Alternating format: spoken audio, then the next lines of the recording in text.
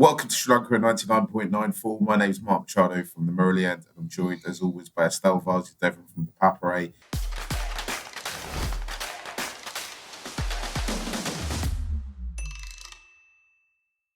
We have got a lot to talk about today because we are previewing Sri Lanka at the World Cup. The T20 Women's World Cup starts in South Africa tomorrow. That's the point of recording this. I don't know when you'll be listening to this.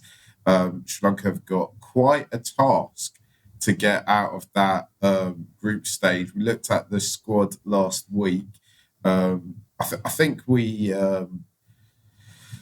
Estelle, how are you feeling about the whole thing? Are you excited about it? Are you apprehensive? Are you nervous?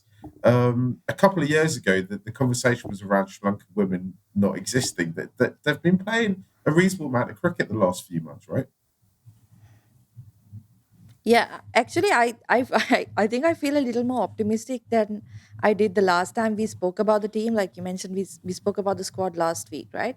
But since then, having watched the warm ups and also I spoke to Kas Naidu, who is working as a commentator for the games, and just she was telling me about the pitches, and you know, generally our or my lazy assessment of South African pitches is okay, it's going to offer a lot of bounce. It's going to be a lot quicker than what we usually play on. But she was telling me that, just looking at the SAT20 and cricket in the recent past in South Africa, there are some tracks where it could really suit Sri Lanka's bowling attack.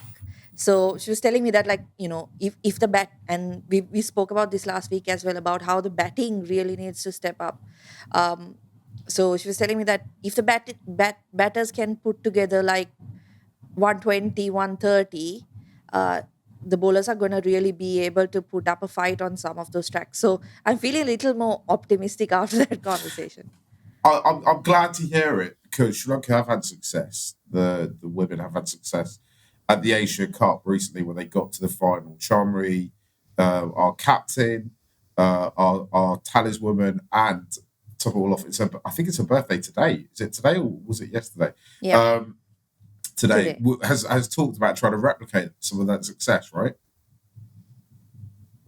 Yeah, actually, she came out with quite a bold statement ahead of the tournament where she said that, Sri Lanka are aiming at nothing short of the title, which I guess you have to say, right? If you are going into a tournament of this sort, you're not going to go in there and say that you're looking to lose or you're looking to finish off in the first round.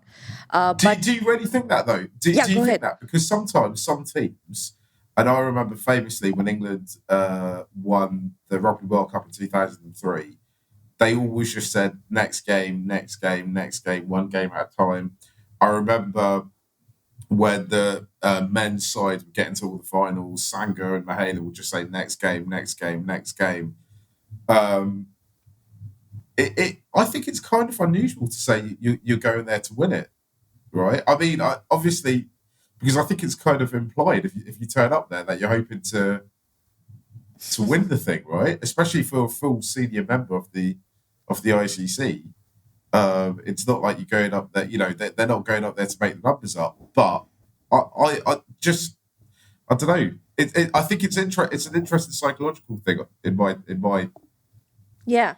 Yeah, because I hadn't thought of that. Like you're right, a lot, and I think that's probably a diplomatic answer where you say, you're focusing on one game at a time, and like you said, anyone who's going there is obviously they want to win it, but realistically, do they have a chance? That's the question, right? And I felt it was a pretty bold thing to say prior to the tournament, and I'm just thinking back to what Bhanuka Rajapaksa said ahead of the T20 World Cup last year, and he got a lot of criticism for that. And again, in that, I mean, for those who missed it, he said that when he was asked what his personal goals were for the tournament, he said that he would want to finish as top run scorer or player of the series. Um, which I felt like, what else can you say, right? What are you going to say when someone asks you that question?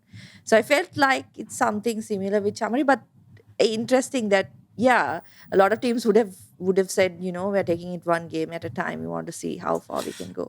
In that interview, they asked her who the most famous person's number she had in the phone, and Mm. she revealed that it was Malinga, and that they messaged each other.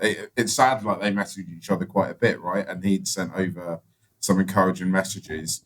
Um, I kind of regret that I'm going to have to ask you this, but how important is it that our legendary men's players associate themselves with the women's game still in Sri Lanka? Um, how much of a boost do you think that is for women's cricket in SL? I think it's massive.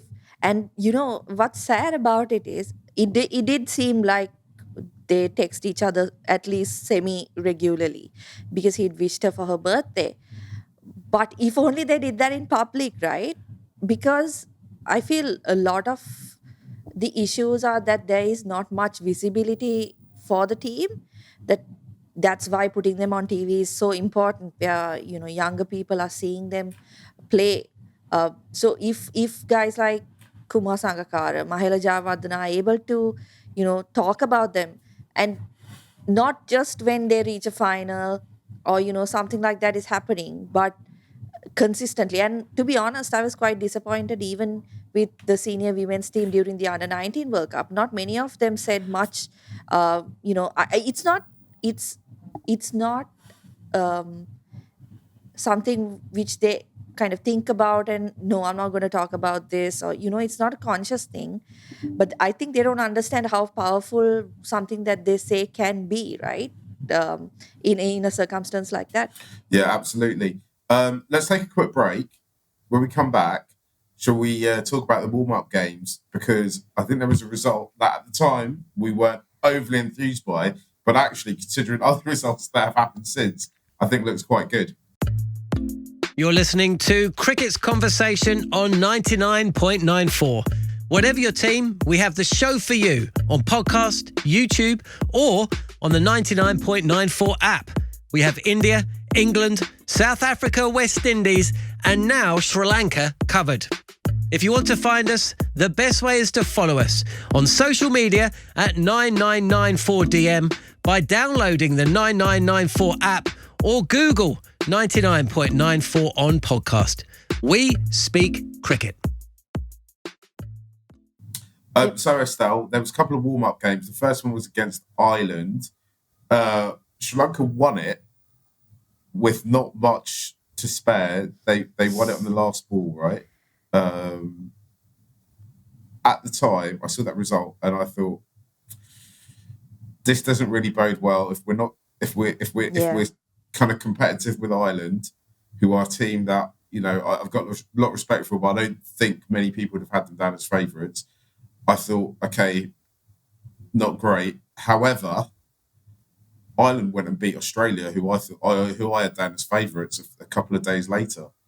So actually, do we need to reassess that Ireland result and actually think maybe as a unit we're probably a lot better than we thought we were going to be, because Australia are the best in the world and Ireland beat them quite convincingly. Yeah, there's a couple of things. I think first of all, Sri Lanka. What was disappointing in that game that Sri Lanka kind of Ireland nearly won was the fact that Sri Lanka got a good total, like by Sri Lankan standards, a good total. They got to 149. Um, and then there are bowlers who I think uh, have some of the lowest economy rates in world cricket right now. Over the last couple of years, really struggled to defend that total against Ireland, which was what at that point, like you said, was quite disappointing, or it made you wonder whether what's going to happen with Sri Lanka, because Ireland coming into this tournament is, I think, ranked 10th, so they are the lowest ranked team in the World Cup. But beating Australia after that, of course, it's a warm up, and I think you can't read too much into it because obviously the options that Australia would have used would have been different. I think it's different for lower ranked teams who I think tend to go into warm up games trying to get their best players out there and get their best players to spend as much time out in the middle as possible, whereas the better teams would try to experiment a little bit more.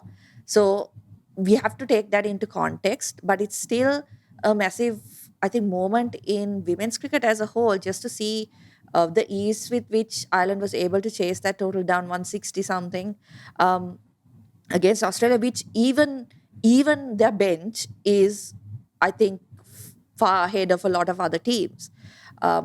So, I mean, you have to kind of balance everything out. I think with Sri Lanka, to be honest, and this is not even just with the women's team, I think there is a bit of a psychological barrier when they do come up against teams like Australia, England, India, where they haven't really beaten them often.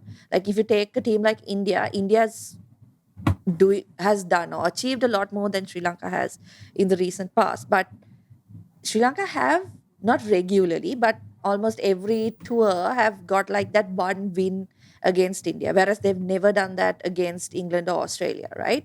So when they do face teams like that, there is, I think, a sort of psychological thing also there, where they are sometimes over reliant on Chamari, and if Atapattu doesn't get runs, then the body language and everything is kind of flat out there. So the win that Ireland got against Australia, I think in many different ways, should encourage Sri Lanka going into that group. And to be honest, right, I think everyone who's followed these teams can acknowledge that that's tougher group with South Africa, New Zealand, and Australia in there, and Bangladesh, of course, a progressive, or a team that's advancing quite quickly now. So you almost have nothing to lose, right? If you're Chamari Atapattu, if you're Team Sri Lanka, you have nothing to lose. Can we talk about the second warm-up game? Because they played the West Indies on Wednesday. The West Indies made 111 for 6, and Sri Lanka fell 4 short. Getting those big scores, it's the issue, right? That Sri Lanka actually bowled reasonably well. If there's a bit of turn in the pitch, then they're going to be a tricky for any side, I think.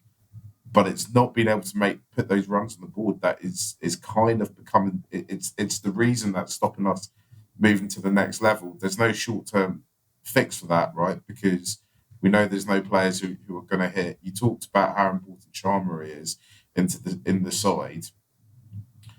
Have we just got to hope that they can kind of get it together, right? I suppose that's, as fans, all we ever have is hope, I suppose. Yeah, I mean, like we spoke about this last time as well, right? The batters have to get you runs. You're not going to defend 107 against any of those teams, even Bangladesh, right? It's going to be a game if you score 110, maybe 1 in 20 games you win, right? Like that. But you're not going to be defending that kind of total very often. So the batters have to get runs. I think it's a bit encouraging to see, people other than Chamari get runs. But at the same time, Chamari is in a really dry spell, I feel. She hasn't really been contributing much, has she? No, she hasn't made a big score for Estelle for a while. She didn't have the best BBL. I think you really need to go back to that February tournament since she was last in the runs. The thing is, she's such a talented player. You just know that form can turn around at any moment, right? And you expect it. Me and you both expect it to turn around. The other thing we should, go back to the Asia Cup, is we got to the Asia Cup final without her making a huge amount of runs. You'd still have her because she's an all-rounder as well. So just because she isn't adding a lot of runs doesn't mean she's not worth having in the side. Let's take a quick break, and when we get back, let's look at SL's first fixture against South Africa, and also what we expect. I know they've said they're going out to win it, but what would we consider a good tournament? If you love the language of cricket and want more, then head over to the 99.94 app, and you can hear all of our podcasts and cricket commentary. We're adding new shows all the time and covering cricket series from all over the world. Be the first to hear all of our announcements by following us on social media at 9994DM. Welcome to Cricket's Conversation. Welcome back. This is Sri Lanka 99.94. We are talking about, we're kind of previewing Sri Lanka at the T20 World Cup, which starts in South Africa. It's the women have got the chance to win the tournament this time around and bring glory to the island. Sri Lanka are in what I would consider the heart of the two groups. They've got to play South Africa, they've got to play Australia, they've got to play New Zealand, they've got to play Bangladesh. We've talked about how Australia have lost one of their warm-up games unexpectedly. Sri Lanka have to play South Africa on the opening day, with South Africa as the host nation. You would assume, Estelle, that this is not ideal when actually, Sri Lanka go into this second favourite.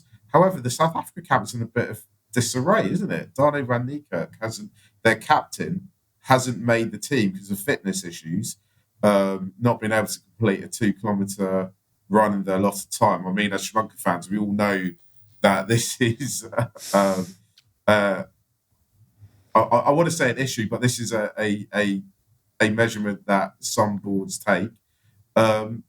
Is this a good time to be playing South Africa, do you think? Yeah, I mean, yes and no. Like you, I think there has to be some kind of, surely there is some kind of, detrimental effect, the whole saga, before the tournament on the team, right? Because they're coming in with, I won't say new captain, because Sunelu has captained in Van Niekerk's absence, and she is an experienced player as well.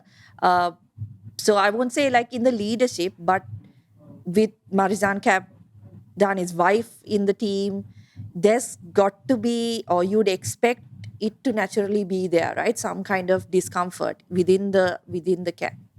But at the same time, they were brilliant in, I think, the warm up against England, where they didn't bowl that well, but were brilliant with the bat. So, and at the same time, it's a home World Cup, right? So they're not going to be, I don't think, an easy team to beat, or going to be so far off their game that Sri Lanka would think that they're at the same level. I think Sri Lanka is going to have a really good game.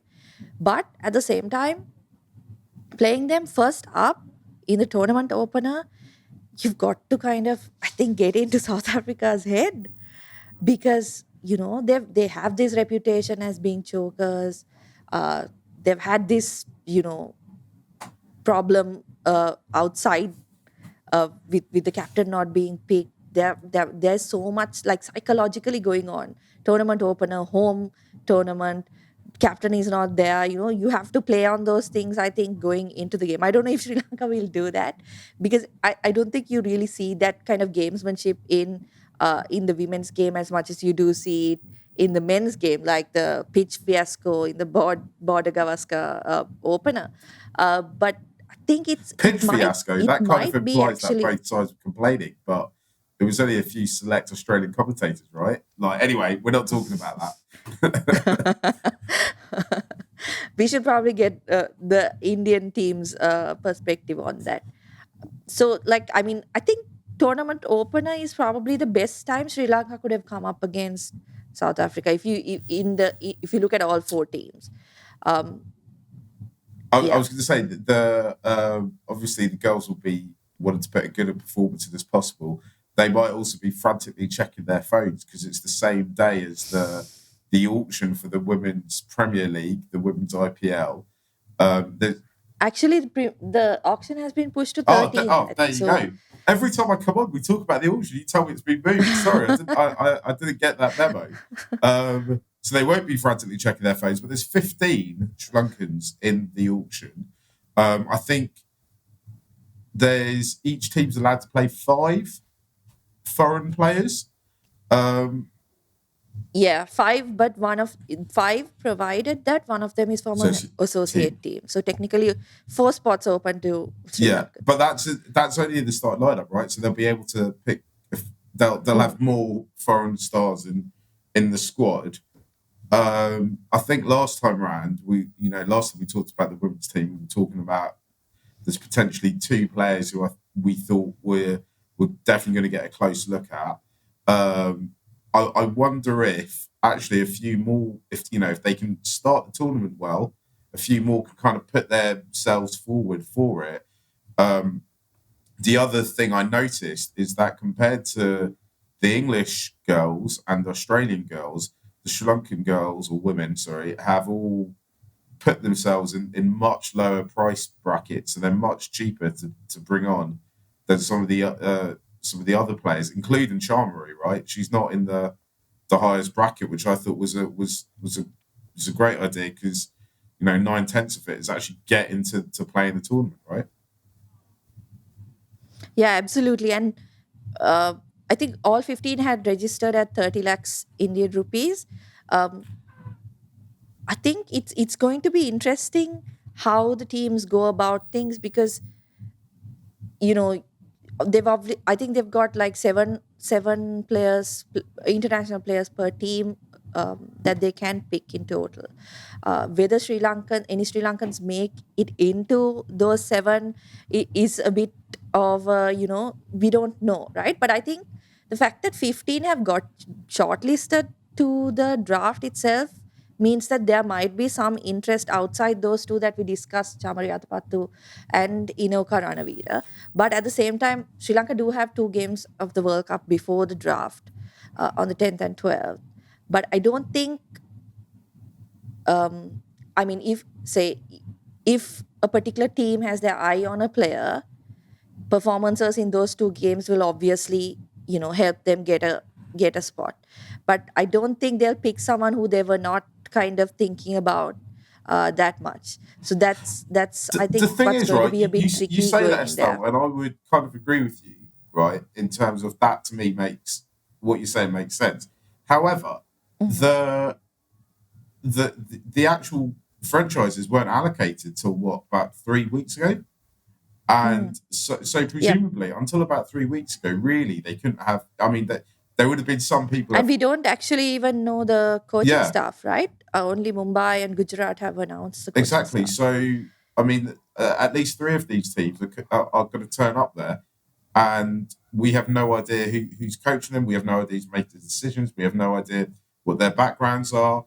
I think if you work in women's cricket, if you're coaching it, if you're scouting it, if you've got collect data on it, if you're looking at all that stuff, I imagine there's people trying to get hold of you via LinkedIn or Twitter or wherever social media you're on to try and get as much information as possible. Because I feel like there's definitely there's just not enough information about who the best players in the world are, right? I mean, how often do me and you come on here and go, well, the women played, or there was this tournament and that tournament, we couldn't watch it, we couldn't find a scorecard. But isn't that the problem with teams other than like the big Yeah. three? Like if you look at England, Australia, I think they each have more than 25 players in that draft, and they do play the women's big bash. They play the 100, so they kind of get a lot of exposure. I was reading about Tara Norris, I believe the only US player nominated. She plays in the 100, right? And she plays for Charlotte Edwards' side, so possibly Edwards is interested in her. But for the Sri Lankan players, you don't really have that kind of thing, right? Because they don't play any other franchises. Atapattu has been involved in the Big Bash in the past, but she hasn't gotten that many opportunities and hasn't really had any memorable tournaments with the teams she's played with there. So that's, I think, a huge disadvantage to some of our players because they do have a step up over some of those other players in terms of conditions, right? It's a lot similar to what we have in Sri Lanka. So that is one area where I feel like that might lead to few people being What overlooked. do you think is a better? How can I put this? What do you think is a more likely place where to lead to a WPL contract? Is it doing well in the Asia Cup or playing the 100? Because I would suspect actually doing well in the Asia Cup should in theory set you up better for getting into the WPL. But it depends on who the coaches are. As you say, Charlotte Edwards is coming in. She's Yeah. got her own thoughts and Yeah. ideas, and we don't know how deep the kind of data and how far into it they'll go into it, right? And coaches generally have a bias for players who've done it for them in the past, right? And that's not criticism. That's Yeah, just absolutely. Yeah, that's yeah. fact, right? That's how things work. And eh, the thing is, with the Sri Lankan players, they can't. There's no way they argue it also, right? Because they don't have any other records to show. If you look at the Asia Cup, Inoka Ranavira should be one of the first people picked, but we can't even be certain that she will go in, because India's got plenty of left arm spinners, a lot of spin bowling options in their domestic circuit, like uncapped players. So to me, to be honest, I'm not even sure if Atapattu will get picked, because unfortunately her whole career she's done so well. Just leading up to this, she's had a terrible run of form. She hasn't really made that much of an impact in any of the games that she's played, If right? David Warner and Steve Smith can continuously get IPL contracts, then Atapattu deserves a WPL contract. Estelle, let's leave it. Yeah, I think what works for her, sorry, is that she's done so well in the previous editions, right? The exhibition editions. So I'm not saying she shouldn't be picked. Please don't come for me, but I don't know. We don't know. Right? I want them all to be picked. Yeah. Anyway, let's go back to the World Cup. We're obviously going to do a lot more shows in it. On the assumption that they don't win it. Obviously, I should also say I will be hysterical if they win it. I'd be so happy. I'll run around Trafalgar Square or something with the Sri Lanka flag. I might be extremely disappointed because I didn't apply for accreditation to go. If they get through to the next round, maybe you can, if they get to semi-finals, whatever, Visa. maybe you can go. I live in Sri Lanka, Mark. Visa doesn't come in like a day. For South Africa, maybe, you never know. Stranger things have happened. They might be able to expedite it if there's something, if the story develops. You never know. I have faith. I believe in the Rainbow Nation. If in a worst case, Estelle, I will go for you. I have no idea if I need a visa or not. I probably do, because it'd be for work. It'd be for work things. So I need to get some sort of work permit, and I have no idea if it will come in time. But if you need me to go, I'm available to go to the tropical climes of South Africa. It's currently about -10. It's not -10. It's about -1 degree or something outside in London at the moment. I will happily take that flight to South Africa if you need me to. Trust me. But we'll obviously be very excited if they won. Is the point? But if they don't win, what would get you excited? Is it getting out of the group? Is it just a couple of wins in the group? What should our kind of acceptable target be? Well, I would be thrilled if Sri Lanka can do what Ireland did and beat Australia. I love Australia. Australia is my number 2 team. If you At this stage, if you have listened to this podcast, you would know that. But I would love that. That would be immense, I think, for Sri Lanka cricket. But that does seem like a fever dream at this point. I'd take a win against South Africa in that opener. There's no better time to cause an upset, right? Exactly. And I think if we got that early win, then I think absolutely anything's possible at that stage, right? Because the one thing I do know about all Sri Lankan sides is they run on confidence. And if we can get an early win, then I think all bets are off. I mean, we got to the Asia Cup final. As we always say, you always say, just get to the next stage. You never know what will happen. Just get to the next stage. You never know what will happen. Yeah. Anything can happen. Anyway, Estelle, let's leave it there.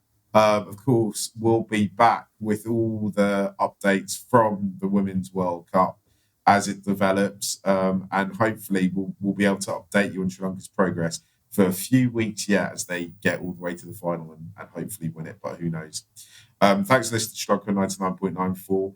My name's Mark Machado. I'm on Twitter at Mark Machado. Estelle, you can follow her as well. She's much more interesting than me. Has actual real insight into cricket. I just run off vibes at Estelle_Vasu1 as the number 1. And of course, you can follow us at at SL on 9994 DM.